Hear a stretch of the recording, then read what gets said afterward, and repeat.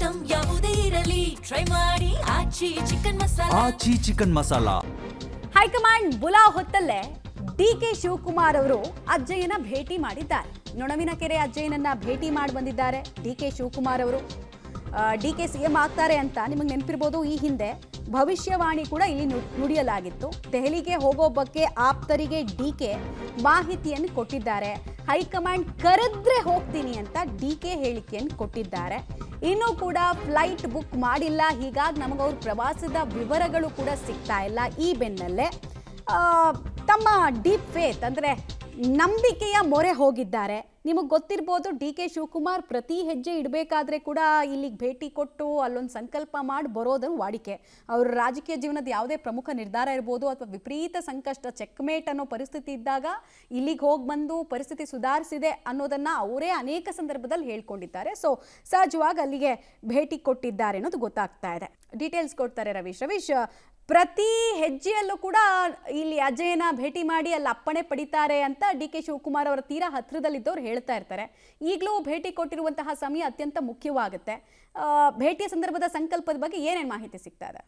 ಮಮತಾ, ಇತ್ತೀಚಿನ ತಿಂಗಳುಗಳಲ್ಲಿ ಎಲ್ಲೋ ಒಂದು ಕಡೆ ಪ್ರತಿ ಸೋಮವಾರ ಬೆಂಗಳೂರಿನಲ್ಲಿದ್ದಂಥ ಸಂದರ್ಭದಲ್ಲಿ ಅಜ್ಜಯ್ಯನ ಒಂದು ಇದಕ್ಕೆ ಭೇಟಿಗೆ ತೆರಳುತ್ತಾರೆ. ಈ ಸಂದರ್ಭದಲ್ಲಿ ಒಂದು ವಿಶೇಷ ಪೂಜೆಯನ್ನು ಕೂಡ ಒಂದು ರೀತಿಯಲ್ಲಿ ಮಾಡುವಂಥದ್ದನ್ನು ಕೂಡ ರೂಢಿ ಮಾಡ್ಕೊಂಡಿದ್ದಾರೆ. ಹಾಗಾಗಿ ಸಹಜವಾಗಿ ಇವತ್ತು ಸೋಮವಾರ ಈ ಹಿನ್ನೆಲೆಯಲ್ಲಿ ಅಜ್ಜಯ್ಯ ಅವರನ್ನ ಭೇಟಿಯನ್ನು ಕೂಡ ಮಾಡ್ತಾ ಇದ್ದಾರೆ.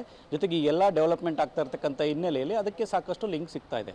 ಅಂದರೆ ಪ್ರತಿ ಹುಣ್ಣಿಮೆ ಅಮಾವಾಸ್ಯೆ ದಿನ ವಿಶೇಷ ಪೂಜೆಯನ್ನು ಮಾಡ್ತಾರೆ. ಮತ್ತು ಪ್ರತಿ ಸೋಮವಾರದಂದು ವಿಶೇಷ ಪೂಜೆಯನ್ನು ಅಜ್ಜಯ್ಯನ ಗದ್ದುಗೆಗೆ ಹೋಗಿ ಸಲ್ಲಿಸುವಂಥದ್ದು ಕೂಡ ರೂಢಿ ಮಾಡ್ಕೊಂಡಿದ್ದಾರೆ. ಹಾಗಾಗಿ ಇವತ್ತು ಕೂಡ ಅಲ್ಲಿ ಹೋಗಿ ಒಂದೂವರೆ ಗಂಟೆ ಕೂಡ ಪೂಜೆಯನ್ನು ಮಾಡಿ ವಾಪಸ್ KPCC ಕಚೇರಿಗೆ ಬಂದಿರತಕ್ಕಂಥದ್ದು. ಆ ಕಾರಣಗಳಿಗೋಸ್ಕರವಾಗಿ KPCC ಕಚೇರಿಯಲ್ಲಿ ಸುದ್ದಿಗೋಷ್ಠಿ ಆರಂಭವಾಗಿದ್ರು ಕೂಡ ಇನ್ನೂ ಕೂಡ DK ಬಂದಿರಲಿಲ್ಲ, ತಡವಾಗಿ ಆಗಮಿಸಿದ್ರು.